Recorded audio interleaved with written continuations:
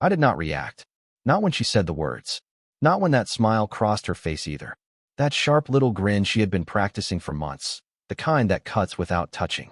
It felt like she thought this whole thing was a smart move in a game she had already won. Amanda, my wife for 6 years, sat across from me like she was some confident businesswoman finishing the biggest deal of her career. This was the same woman who used to laugh at my stupid movie lines and slide her freezing feet under my legs at night when winter got bad. Now she looked at me like I was paperwork. "Well, now you can finally be free," she said. Her voice sounded sweet and cruel at the same time. "Just like you always pretended you wanted."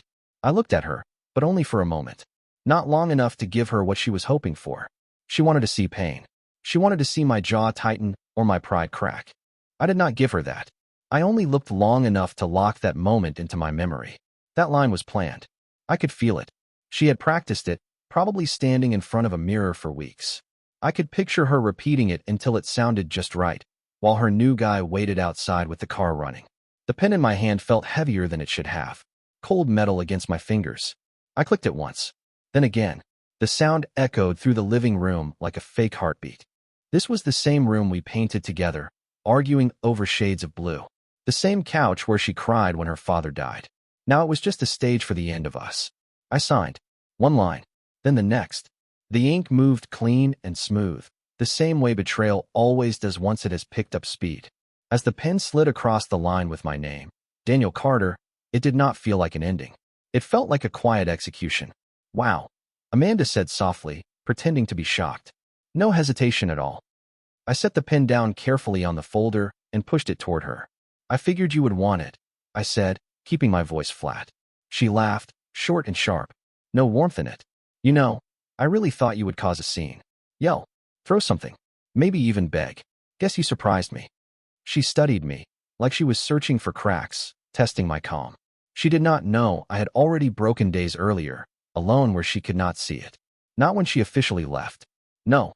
It happened 3 weeks earlier, one morning when I noticed her perfume was gone, but the coffee maker was still running. She wanted it to hurt. She wanted routine mixed with abandonment. She had always been good at quiet cruelty. "You will be fine," she said, standing up. "You always land on your feet." I stood too, slower. Controlled. I planned to. She grabbed her coat from the hook near the door and turned with a dramatic spin, like she thought it looked natural. "Well, enjoy your freedom, Daniel." I did not answer. I just watched her walk out the way she always did, firm, final, and without apology. The door clicked shut. I stayed where I was. My eyes went back to the stack of papers. My name stared up at me in black ink, clean and permanent. I had imagined this moment 100 times. Slamming doors. Ripping pages in half. Saying everything I had kept buried. But when it actually happened, all I had left was silence and something angry moving just under my skin. I walked to the window. Her car was still parked outside, engine running. She was not gone yet. That was her last move. She wanted to see if I would fall apart once she drove away. She wanted the final look, the final victory. She did not know me anymore. The man she broke signed those papers, yes.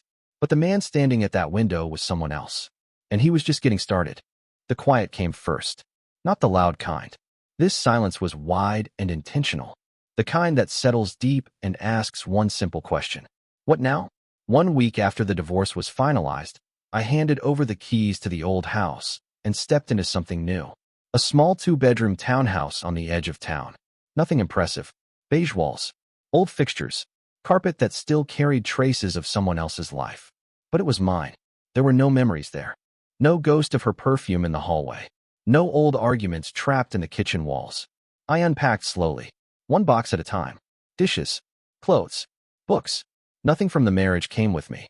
I did not want objects that whispered reminders every time I turned my head. I bought new plates. Plain white. I picked a couch without even sitting on it. Just needed something neutral.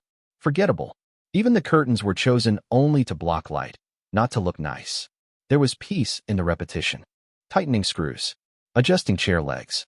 The low hum of the drill. No rushing. No passive comments floating in the air.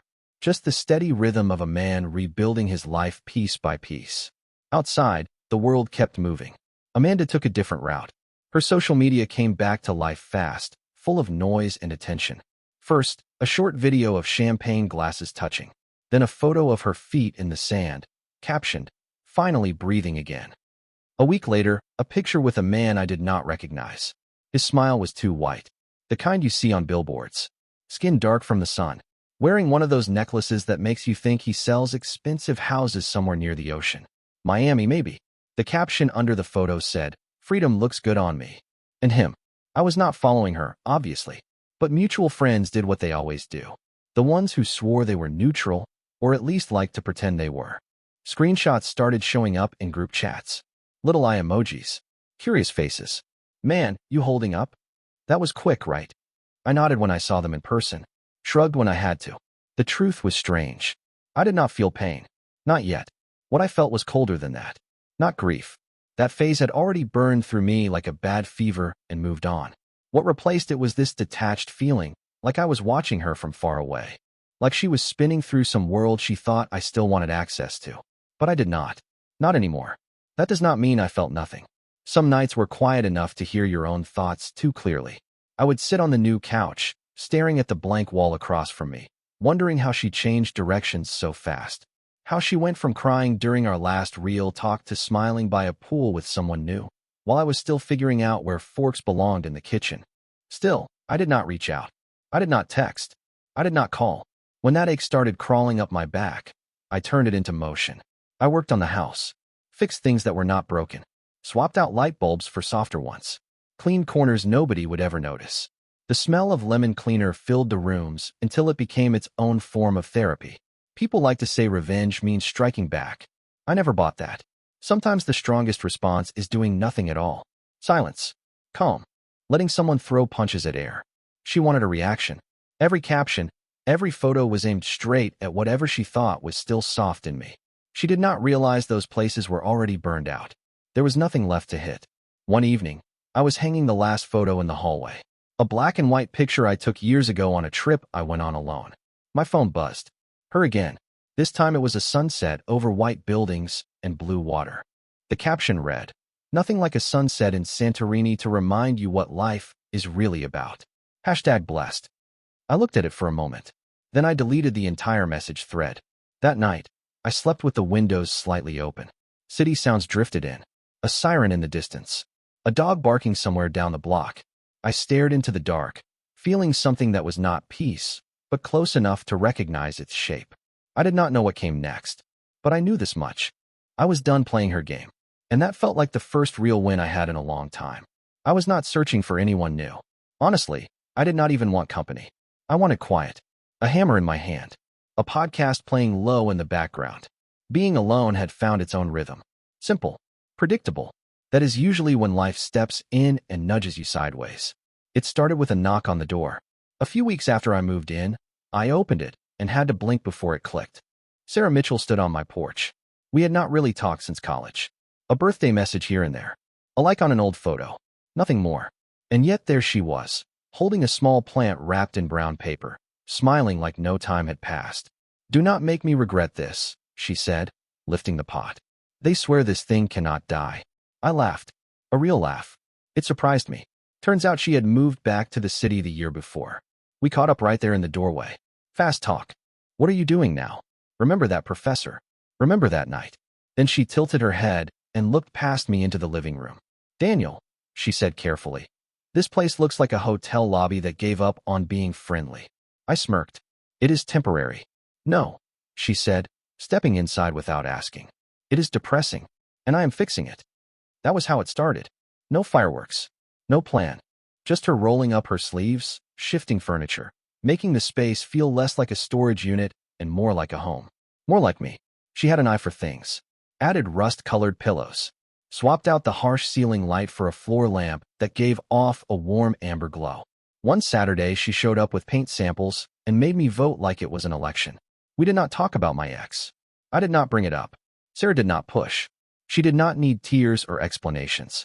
She just existed in the space, and somehow that softened something inside me I had not realized was still tight. She did not interrupt the quiet. She just made it feel less empty. One Sunday, she dragged in an old coffee table she found at a thrift store. Scratched. Worn. Full of character. We carried it together, laughing when one leg gave out halfway through. For the first time in months, I looked around the room and thought maybe this was more than just surviving. Maybe this was the beginning of something new. Later that week, she insisted we get coffee because, according to her, frozen dinners and black coffee were not a lifestyle. We sat outside the cafe, sunlight warming the table, her laugh easy and unforced between sips. That was the moment everything shifted. Amanda saw us. She was across the street, walking beside a friend, mid-conversation. Then she stopped. Her sunglasses slid slightly down her nose as her eyes locked onto me and Sarah sitting there with our coffee cups between us. Her face changed just enough for me to catch it. Curiosity mixed with something sharper, something unsettled. I did not wave. I also did not look away. That night, my phone lit up. Amanda. First message since the divorce. New girl already. That was fast. No punctuation. No emojis. Just a stiff line of words pretending to be casual, failing to hide the sting underneath. I stared at the screen for a few seconds, my thumb hovering like it might act on its own. Then I locked the phone and placed it face down on the table. No response. Let her sit with it. The truth about Sarah came out in the most ordinary way possible. Over coffee. Of all things. We had just finished a ridiculous debate about throw pillows. Apparently, geometric patterns were no longer acceptable. I had no idea.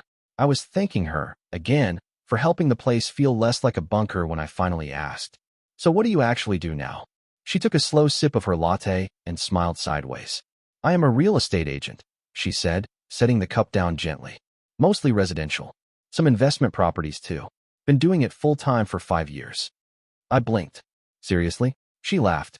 Why does that sound so shocking? I do not know, I admitted. You used to talk nonstop about opening a bakery. Yeah, she said. Turns out I like contracts more than croissants. That night, I lay awake thinking about it. Real estate, residential, investment properties. And then it hit me. The old house. The one Amanda rushed away from like it was on fire. The one still under my name. Sitting empty, collecting dust and unpaid taxes. A place that used to be home and now just felt like a ghost. I had not stepped inside since the day I walked out, but maybe that needed to change. The next morning, I called Sarah. I have an idea, I said. I want to renovate the old house and sell it. There was a pause. You serious? Completely. Another pause. Then I heard the grin in her voice. I am in. We went that weekend. Walking through the house felt strange, like stepping into a museum of my own past. The air smelled stale. The walls still held the colors Amanda had chosen. Behind a bookcase, we even found a couple of old picture frames she forgot. But I was not there to mourn. Sarah moved through the rooms like a planner with a mission. She talked about removing walls, modernizing the kitchen, refinishing floors. This place has strong structure, she said. Really good bones. She took notes, snapped photos, calculated value. I followed her lead, watching a new future take shape inside something old and broken. By the time we left, my chest felt lighter. 2 weeks later, people started talking. I never said a word, but people always do. And Amanda always listened, especially when she was not supposed to. The first confirmation came in a grocery store aisle. I ran into Tyler. He used to be our friend. Now he leaned more toward her side. He gave me an awkward smile. So I heard you were renovating the house. I shrugged. Figured it was time it did something useful. He looked uncomfortable. Amanda is not thrilled. Of course she was not. In her mind, that house was supposed to decay. A monument to a marriage she abandoned. She never expected me to turn it into something profitable, especially not with another woman involved. I did not brag, at least not out loud. But that night, I poured a glass of wine, sat on my modest couch in my modest townhouse, and let a small, quiet smile form. The past was not a wound anymore. It was leverage. The voicemail came next. Light. Cheerful. Too cheerful. Hey Daniel, it is Amanda. I think some of my things might still be at the old house. Mail, maybe a few books. Nothing important. Just wondering when might be a good time to stop by. No mention of renovations. No mention of Sarah. Just that sweet tone she used when pretending nothing had burned down. I waited a full day before replying. Thursday at 12 noon works. I will leave the box on the porch. No small talk. No warmth. Just logistics. That Thursday, she arrived with her usual drama. Sleek car. Music drifting softly from inside. She stepped out wearing oversized sunglasses and an expression like she was still deciding which role to play. I watched from the upstairs window as she picked up the small cardboard box I had labeled clearly. Amanda, mail and miscellaneous. She stared at it for a moment. Then she rang the doorbell anyway.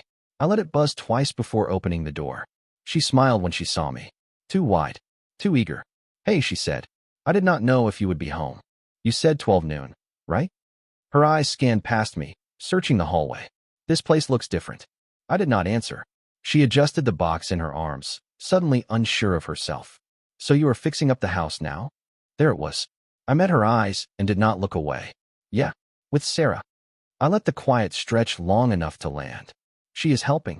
Amanda nodded slowly, like she was doing math in her head, like she was weighing outcomes. That is good, she said. It means you are moving forward. That matters.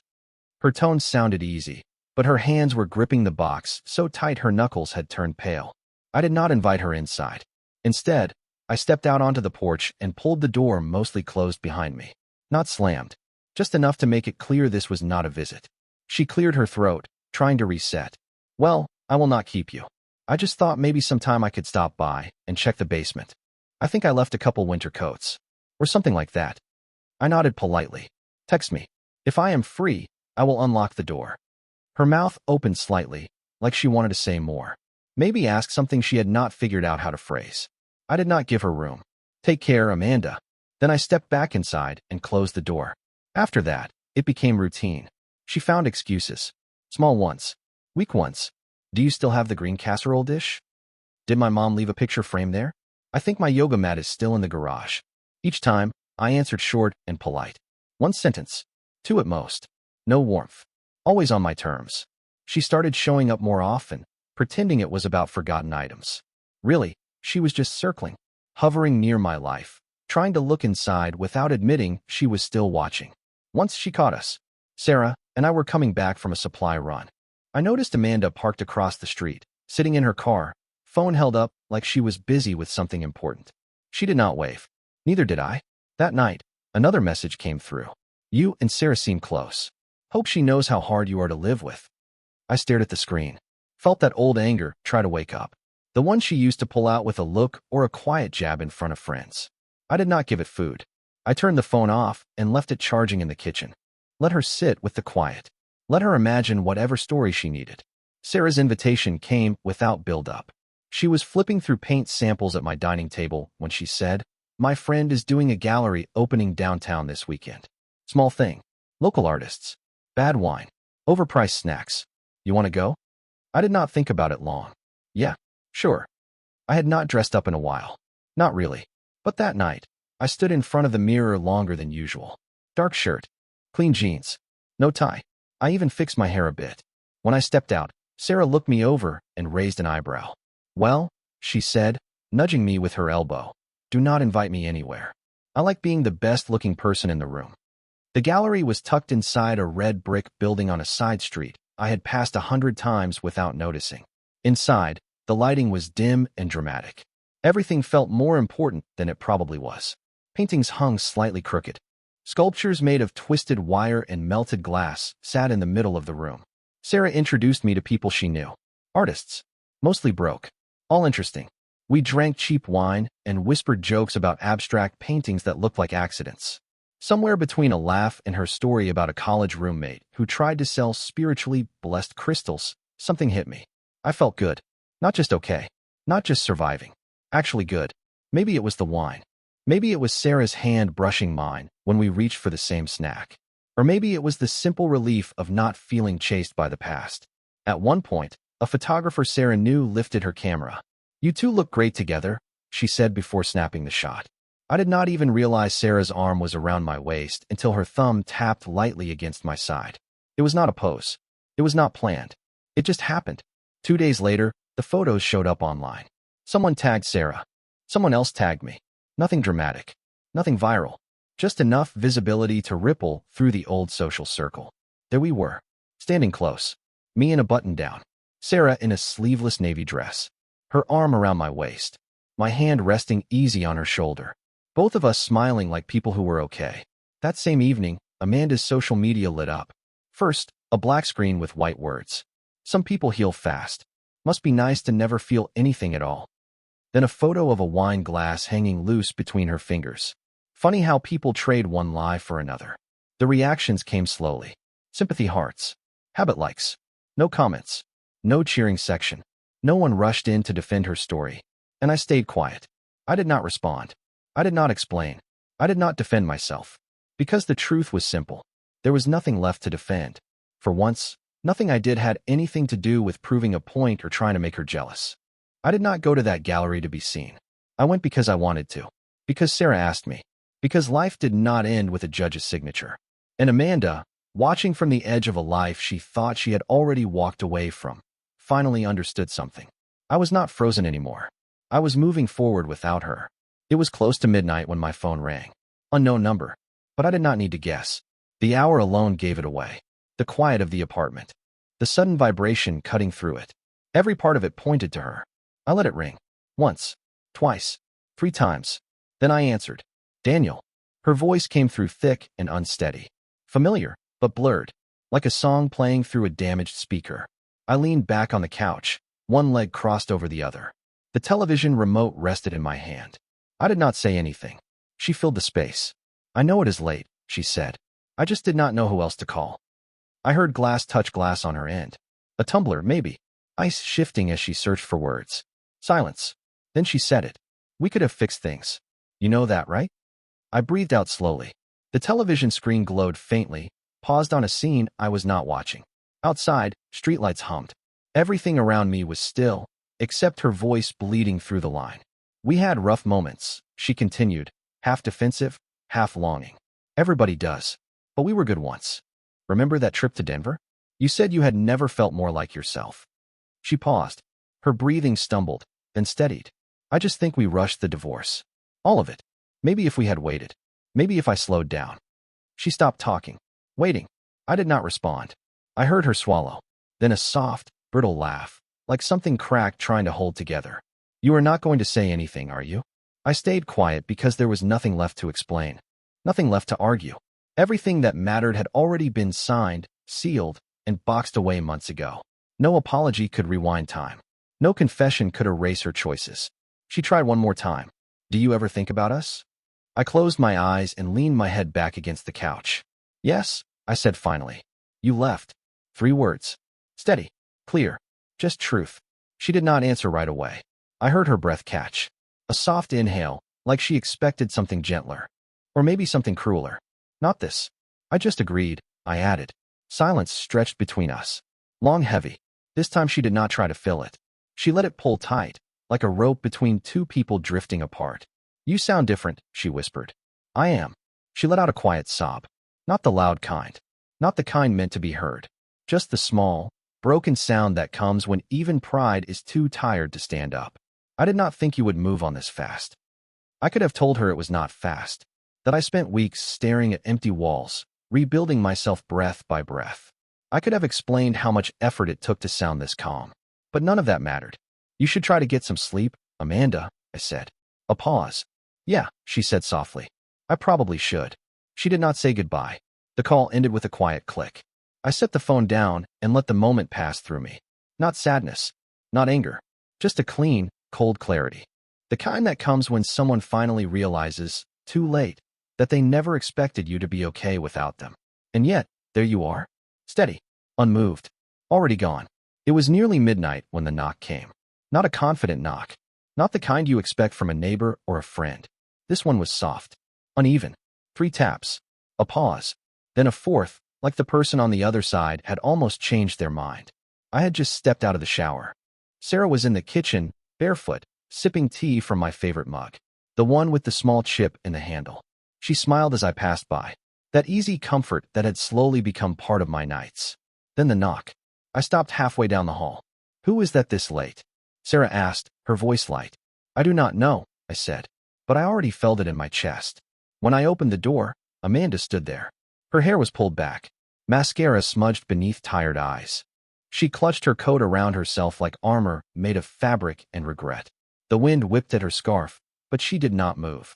Daniel, she said, like saying my name might bring back something familiar. I did not invite her in. She stayed in the doorway, shivering, eyes wide with something raw. Panic. Guilt. Maybe both, arriving far too late. I did not know where else to go, she said, her voice cracking. I have been driving for over an hour. I waited. I ruined everything, she whispered. And for the first time, she was not wrong. Her voice dropped into something stripped bare. I thought I needed space, she said. I thought walking away would fix whatever was broken. I do not even know what I thought it would fix. But it did not. It just made everything worse. Her lips started to shake. I am not okay, she whispered. I miss you. I miss us. She looked up at me then. Her hands were trembling now. Please, Daniel, she said. I want to come home. And then her eyes shifted. Just a few feet behind me, resting on the armchair in the living room, was Sarah's coat. Light beige. Casual. A small tear on the cuff she always forgot about. It was nothing special. But the second Amanda saw it, her face changed. Her breath caught. Her shoulders stiffened. And for the first time in months, I saw the exact moment it landed. She was no longer the center of my world. Someone else had stepped into the space she left behind. She blinked hard, like the image might disappear if she forced it. Her voice shrank. She is here. I did not answer. I did not have to. The silence between us said everything. I thought, she started, then stopped. I thought we still had time. She reached for the door frame, fingers brushing it like it might keep her upright. Her mouth trembled again, and then whatever she had been holding together finally collapsed. She cried. Not quiet tears. Not careful ones. Full, broken sobs that shook her whole body. The kind that come when bargaining is over and the loss is real. I watched it pass over her face. I felt no anger. No satisfaction. Just distance. You should go, I said softly. She nodded, still crying, stepping back one slow step at a time. The porch light washed over her as she turned away. When the door closed, her sobs lingered in the hallway like smoke that refused to clear. Sarah came out from the kitchen, mug in her hands. She okay? She asked gently. I stared at the door for a moment before answering. No, I said, but it is not mine to fix anymore. The fallout did not crash in all at once. It seeped in quietly. Cold looks at shared gatherings. Short conversations that ended too fast. Then a message from someone we both used to know, a woman named Allison. Hey, just checking on you, she wrote. Amanda has been saying some things. You all right? I did not ask what things. I already knew. She was rewriting the story. She could not reach me directly anymore, so she worked through implication, through suggestion. That had always been her way. Daniel moved on too fast. Daniel did not try hard enough. Daniel made her feel replaceable. She had always been good at shaping narratives that made her look misunderstood. But this time, something was different. People were not buying it. Over the next few weeks, I felt the shift. Friends who had stayed neutral started drifting closer. Not because I asked them to. Because when you stop defending yourself, the truth has room to surface. One night, an old college friend named Aaron called out of the blue. I ran into Amanda the other night, he said. She cornered me at that wine bar near Lexington. Told me you had someone waiting before the ink even dried. He paused. She is coming apart, man. Another friend, Natalie, reached out after a birthday party Amanda attended. She showed up late, Natalie said. Looked off. Had 3 drinks in under an hour. Started telling people you renovated the house out of spite. Said you were showing off your new prize. Natalie hesitated. She does not sound okay. I did not respond with anger. I just listened. Because deep down, I already understood. The woman I once loved, sharp and confident, the one who could command a room without trying, had gone brittle. Her control was slipping. And every time she tried to bend the story, she revealed more of her own cracks. Even her social media changed. The sunsets disappeared. The champagne photos faded. Now it was dim bar pictures, grainy selfies, captions like, starting over again, or, when the people you trust turn out to be liars, pour another glass. The reactions were polite. Fewer hearts. No real support. One post stopped me. A dark photo of a half-empty wine bottle next to a takeout box. Captioned, Company of One. It did not stir longing. It stirred recognition. I knew that silence. The heavy kind. The kind that used to live in my chest not long ago. Sarah noticed it too. She is slipping, she said one evening as we stood on my balcony. The city lights blinked below us, soft and distant. I nodded. I know. She looked at me. Are you okay with that? I watched a taxi roll down the street like a slow comet. I did not want this for her, I said, even after everything. But she made her choices. Sarah rested her hand on my arm. She underestimated you. I shook my head. No, she overestimated the power she still had. I did not feel angry. I did not feel victorious. Just removed. Like someone who had already driven through the storm, watching another person get soaked, still convinced they were the one holding the wheel. And the house, the old one, did not look like itself anymore. The first thing I noticed was how unfamiliar it felt. The day the final staging was finished, I stood in the entryway and barely recognized the place. What used to be a cramped hallway cluttered with old frames and scuffed floors had been transformed into something calm and open. Soft neutral colors. Warm light that did not try too hard. The kitchen looked like it belonged on the cover of a magazine. Clean lines. Bright counters. Hardwood floors ran smooth beneath polished windows. Even the air felt new. Fresh paint mixed with a faint citrus scent. Sarah stood next to me, arms crossed, head tilted as she took it all in. "Well," she said, "if this does not sell in 2 days, then the market is broken." I smiled and let the moment settle. It had taken months. Long weekends. Late nights measuring tile, fixing surprise plumbing issues, debating light fixtures until we were both tired and stubborn. But we finished it. It was more than a renovation. It was a rewrite. I walked through the house slowly. Each room used to carry weight. Old conversations. Old arguments. Old silence. Now there was nothing left but light and space. When I reached the front door, Sarah handed me a folder. "Closing paperwork," she said. "Ready when you are." I took the pen without hesitation. This time was different. The signature did not burn. It did not feel like loss. It felt clean, like the start of something instead of the end. By noon the next day, the house was sold. Above the asking price. The buyers were a young couple expecting their first child. They said they knew the moment they walked in, that it felt like home. I did not tell them it used to be one. That night, I sat at my kitchen table with a cup of black coffee, scrolling through property listings on my laptop. Sarah had left them open on purpose. She thought we might take on another project. Maybe even make this an official partnership. That was when my phone buzzed. "Amanda." The message was short. "Congratulations." No punctuation. No symbol. Just the word hanging there between what had been and what would never be again. I looked at it for a few seconds. Then I turned the phone face down and went back to the screen. There was nothing to reply to. Some things do not need closure. They need quiet. Sarah came in a few minutes later, hair tied back, sleeves rolled up, holding a glass of water. She nodded toward the untouched coffee in my hand. "You need something stronger?" I laughed softly. "Not tonight." She sat across from me. We did not talk. We did not need to. The quiet was not empty. It was full. Outside, streetlights flickered on. A breeze moved the curtains just enough to remind me the world was still going. Inside, everything felt steady, balanced. Not dramatic. Not loud. Just finished. And for the first time in a long while, I liked the sound of that. The storm came in fast. One moment the sky was clear. Pale blue evening. Distant traffic. Crickets threading sound into the calm. Then clouds rolled in like bruises spreading across the horizon. The air thickened. Heavy. Charged. I was in the kitchen when the first raindrop hit the window. By the time I poured another cup of coffee, rain was pounding the roof like a restless pulse. It had been a week since the house sold. A week since I put my phone on silent and left Amanda's message unopened. I had not heard from her since and assumed that chapter was closed. Until the knock. It was soft at first. One hesitant tap. Then two more, louder and uneven. I froze. Rain blurred the glass in the front door. But even through it, I recognized her shape. Amanda stood under the porch light. Hair soaked. Arms wrapped tight around herself. Mascara streaked down her face in dark lines. She was shaking. I stared at the door like it was the only thing holding her upright. I opened it slowly. She did not speak right away. She just looked at me. That familiar expression. Desperate. Searching. Like she was trying to find the man who used to come running. But he was gone. "Daniel," she said finally. Her voice barely held together.